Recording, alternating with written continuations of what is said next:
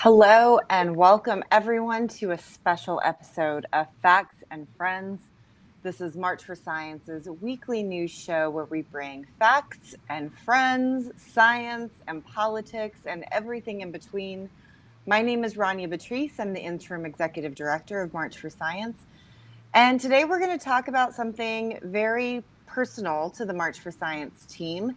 As some of you may know, our headquarters is actually located in Dallas, Texas. We are a global movement. We do work across the United States and around the world, but our headquarters are in Texas.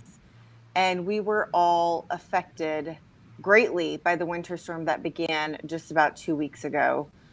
So to start, my experience was really honestly, I was fortunate in comparison. We lost power in and out for a while, but it would come back. We actually have a generator. I remember when we bought it, some of our friends made fun of us. They're like, "What do you need a generator for?" Well, here you go. So we right around our neighborhood, our area, the neighborhoods just directly surrounding us, lost power for 4 or 5 days. Lots and lots and lots of infrastructure issues, of course. Were pipes busted, and so no water, no electricity.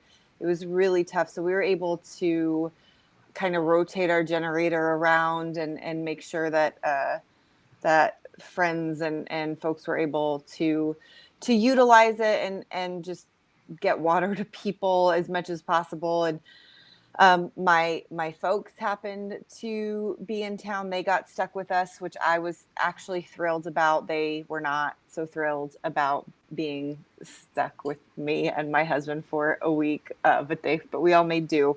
But yeah, it was really tough. We actually, oddly enough, maybe somebody much smarter than I can explain the science behind this. We had busted pipes in our home about 2 days into all the snow being melted and it being 60 degrees outside, and then pipes busted. So I don't really know how that works. We're in the midst of dealing with that. Again, given some of the horrendous things people had to endure and are still enduring, quite frankly. I know folks who are still having to boil water, whose electricity is still not up and running correctly, all of these kinds of things. We really didn't get it quite as bad, but our sort of residual is dealing with these busted pipes, which is not fun. Matt, how about you? Yeah, better than most, right? And I think that's certainly the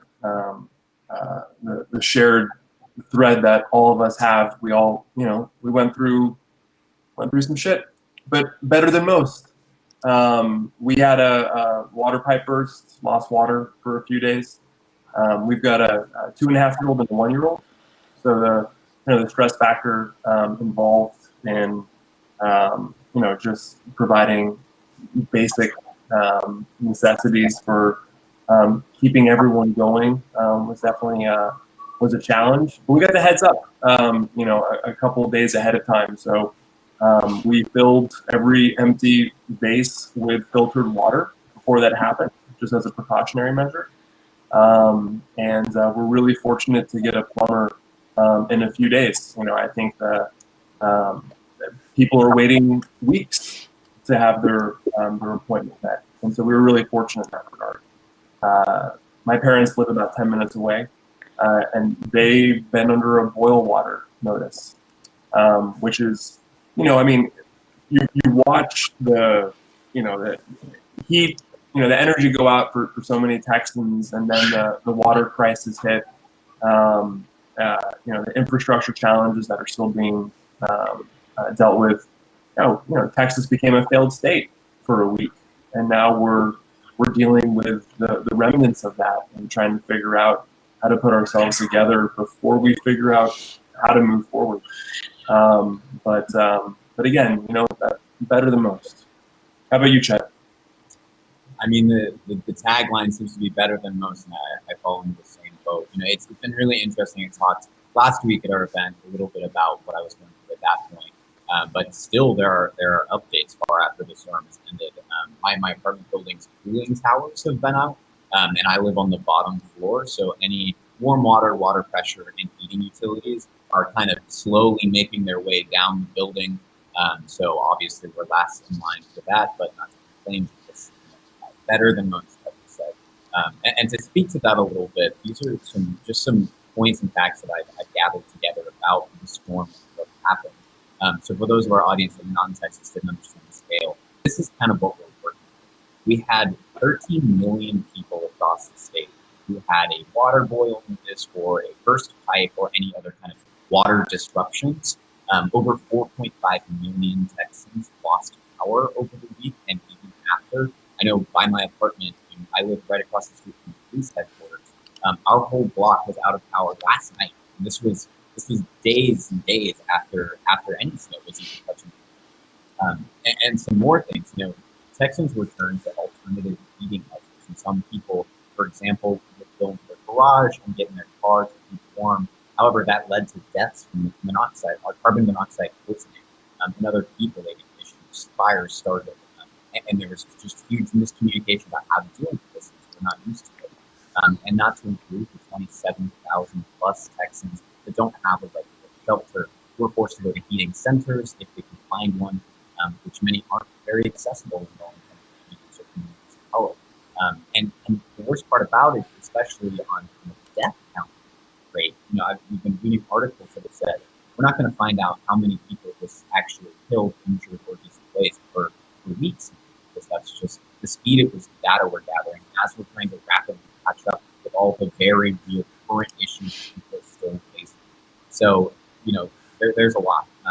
And I'm one of the lucky ones, but I think it's important that we need to be a sounding board for all of those who didn't even have a shelter.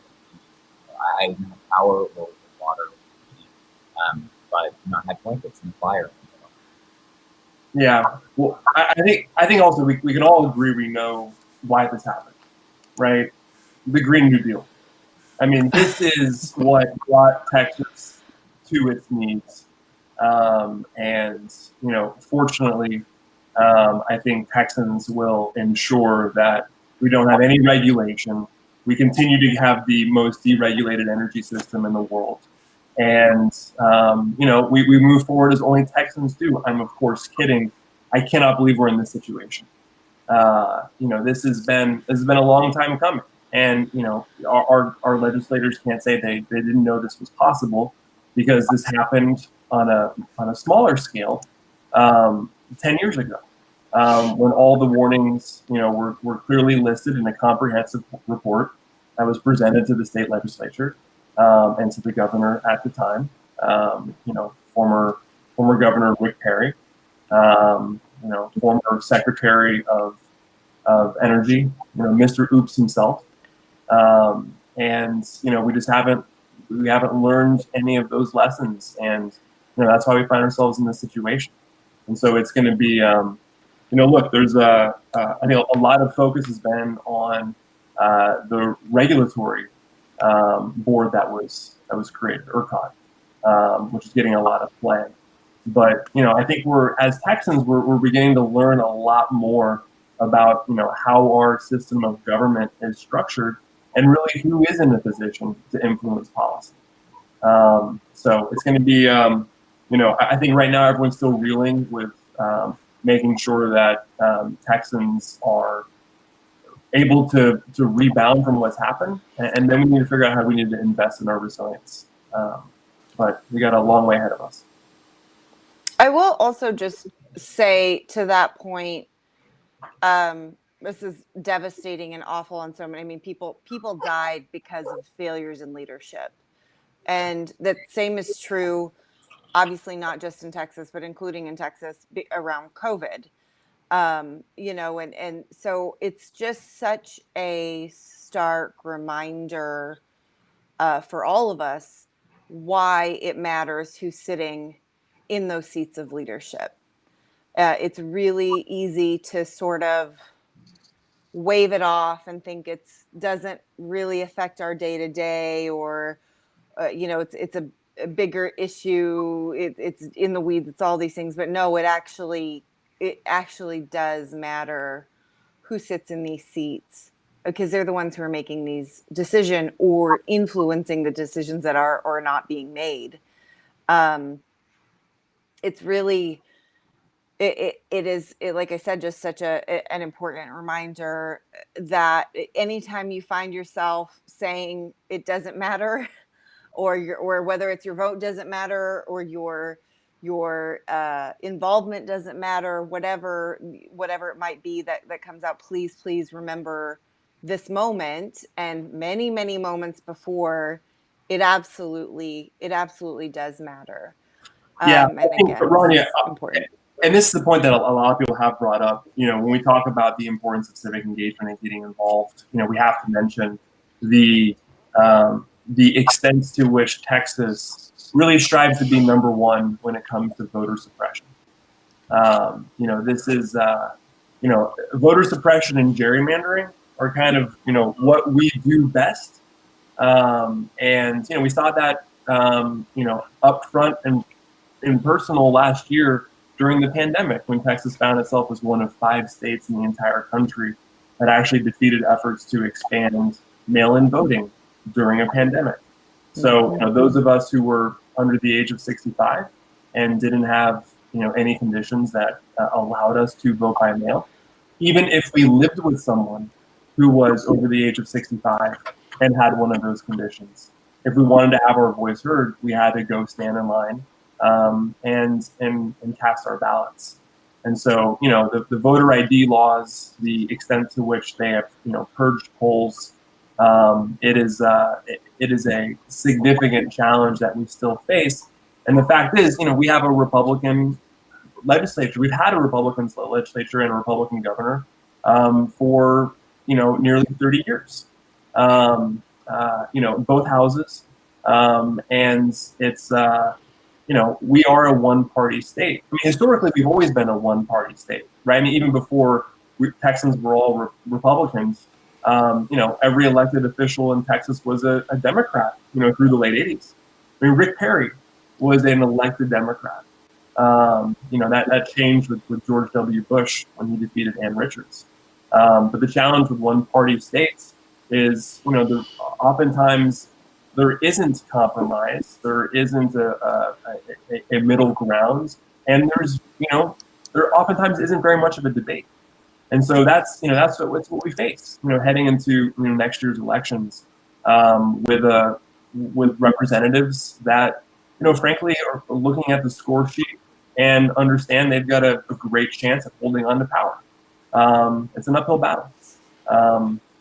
We're going to be continually hold these people accountable, whatever office they're holding. Because even with we talk about representation and the type of leadership, Governor Abbott appoints the members to oversee the ERCOT board, and of that ERCOT board, 6 members that were living out of state, and making decisions on behalf of Texans.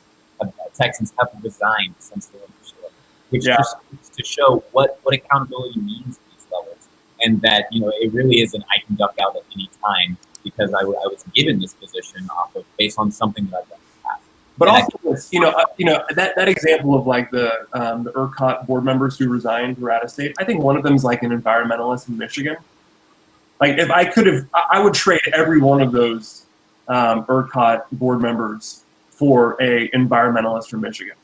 Like we would be in a great shape if that were the case.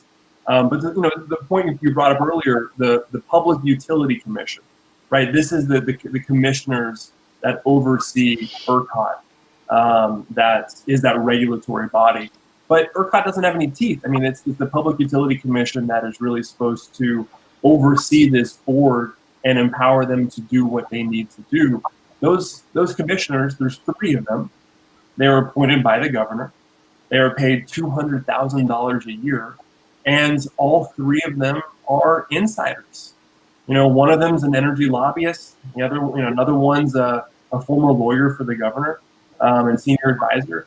I mean, this is what happens when you have a philosophy, a governing philosophy that says government is the problem. Elect us. We'll prove that point. And that's what we've done.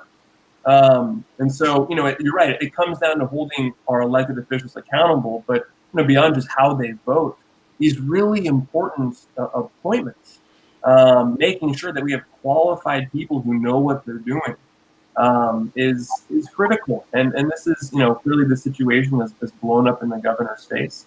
And I think it makes sense why his instinct was to try and make this issue a culture war, and blame it on the wind turbines, and solar energy. And everyone who saw that Governor Abbott interview on Sean Hannity, when he blamed it on the Green New Deal, those of us in Dallas, he gave an interview just before that to a local TV station here, where he talked about the big issue was natural gas.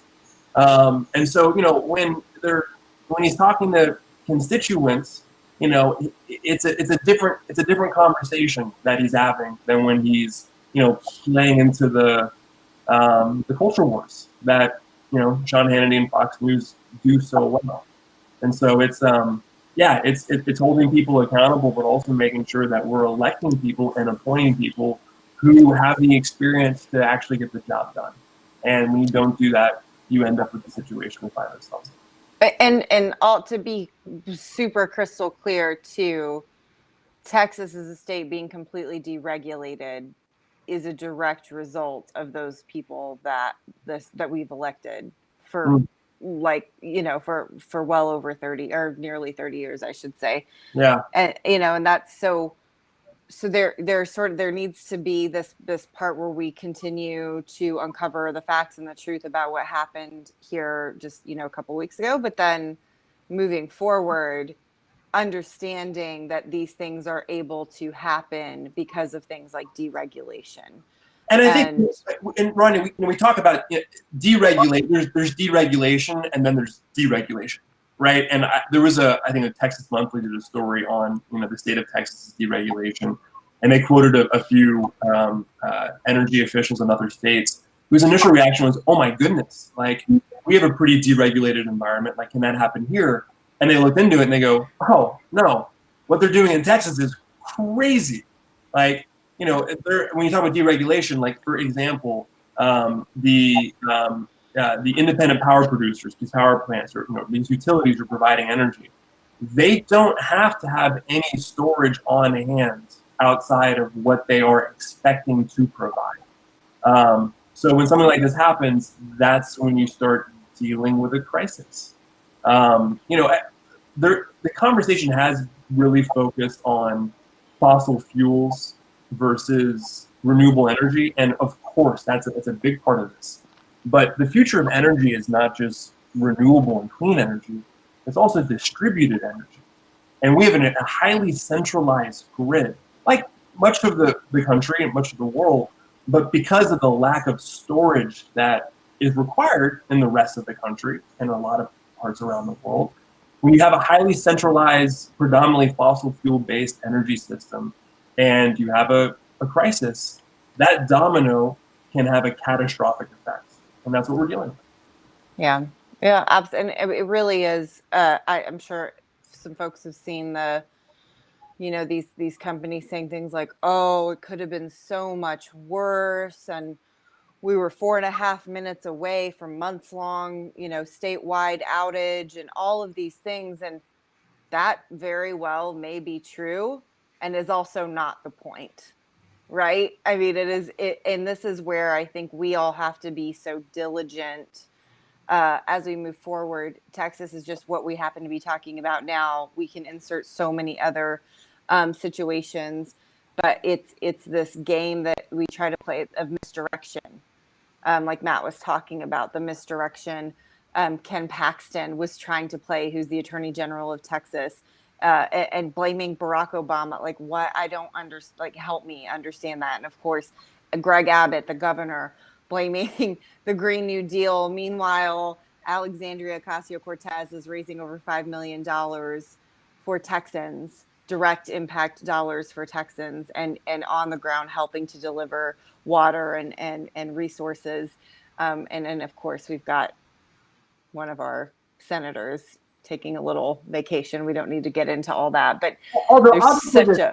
I do want to add one thing, and I don't think it's been discussed enough. Obviously, everyone's, rightfully piled on for Cruz abandoning his state when his leadership was needed most. But what I think is just so crazily shameful is when he came back to Texas after flying internationally. What he did was, for these photo ops, he went into the community to hand out bottles. He needs to be in quarantine. There's pictures of him shaking hands with constituents, handing them things who aren't wearing masks. I mean, this is like Texas is one of the entire country has been hit hard. Texas more than most in terms of overall cases, and so like this is just weird. It's just yeah. No, I mean that we are still in the midst of a global pandemic, and we did hear that from a lot of there were parents at Ted Cruz's children's school who were angry that they took an international trip because of the risk that they're posing to their children and them. And I mean, it's like, well, yeah, we are still in the midst of a global pandemic here, and you're taking off and going on vacation and blaming your daughters. Like, ugh, I cannot. But, and then people are having to burn their living room furniture to stay warm. And he said, oh, my power is out and we don't have water. Yeah. So same for millions of other Texans. And so anyway, I could just go on and on and on. I won't. I'm still a little angry. So very angry, as many of us are. But the point here, the bottom line is, of course, we're still just scratching the surface of recovery. There's a lot of suffering that's still going on. But as we get through this, we have to remember, no one's perfect, of course, but it does matter who we elect and who we put in those seats. And that is a big focus of March for Science. And I know we've gotten a lot of questions about, like, why are we jumping in on these kinds of things as a science advocacy organization? Well, here's just one more reminder and reason. Yeah. Well, and we talked. Oh, Chet, go ahead. Well, I was just going to talk about how what this like rings an alarm for the globe, especially as we enter the climate crisis. As you look at the jump from 2011, the storm we witnessed, to now, 10 years later, now in 10 years, a storm that once happened can grow for another storm that is just in the same area or wheelhouse, but where in 2011 we faced 7.5 hours of blackouts or ordered blackouts. This year we faced 70.5 hours. And just the scale that can grow, and that shows for the whole world, if something happens, you don't realize how to prepare for it to happen again.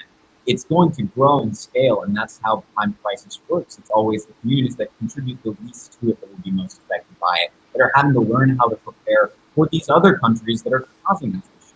So I think this just really, brings an alarm for leadership, preparedness, and actually creating some preventative policy rather than active.